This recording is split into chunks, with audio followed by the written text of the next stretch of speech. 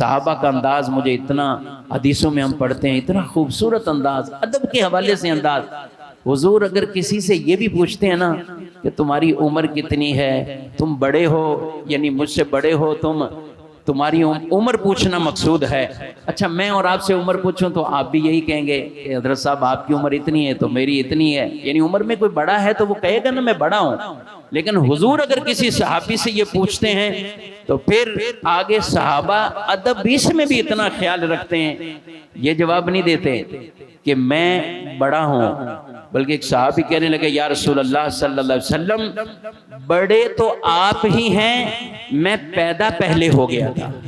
میں پیدا پہلے ہو گیا تھا، یعنی عمر میں وہ بڑے تھے لیکن پھر بھی وہ یہ نہ بول سکے کہ میں عمر میں بڑا ہوں۔ حضور بڑے آپ ہیں، بڑے آپ ہیں، لیکن میری پیدائش پہلے تھی، میں پیدا پہلے ہو گیا۔ اللہ اکبر، یہ آداب، یہ احترام، فدا کبھی ابی و امی یا رسول اللہ کہہ کر تو وہ حضور علیہ السلام سے باتیں کریں۔ نبی علیہ السلام کمرے میں حجرے میں ہوں تو وہ باہر دروازوں پر بیٹھے رہیں اور کبھی دستک نہ دیں، کیونکہ اللہ نے یہ بھی ادب سکھایا، میرے نبی اگر کمرے میں ہوں تو باہر سے دروازہ کھٹکھٹا کے بھی نبی کو بلایا نہ کرو، یہ میرے محبوب کے آداب کے خلاف ہے، بس صبر کر کے بیٹھو یہاں تک کہ میرا محبوب خود باہر تشریف لے آئے۔ وَلَوْ أَنَّهُمْ صَبَرُوا حَتَّى تَخْرُجَ إِلَيْهِمْ لَكَانَ خَيْرًا لَهُمْ، اگر صبر کر کے بیٹھیں اور اے محبوب آپ خود اپنی مرضی سے باہر آئیں، یہ ان کے لیے بہتر ہے۔ یہ ادب خود اللہ قرآن میں بیان فرما رہا ہے، اس لیے گفتگو ہو، کلام ہو یا کوئی بھی بات ہو، ہماری گفتگو سے سامنے والے کے دل میں ادب بڑھ جائے، تعظیم بڑھ جائے، محبت بڑھ جائے،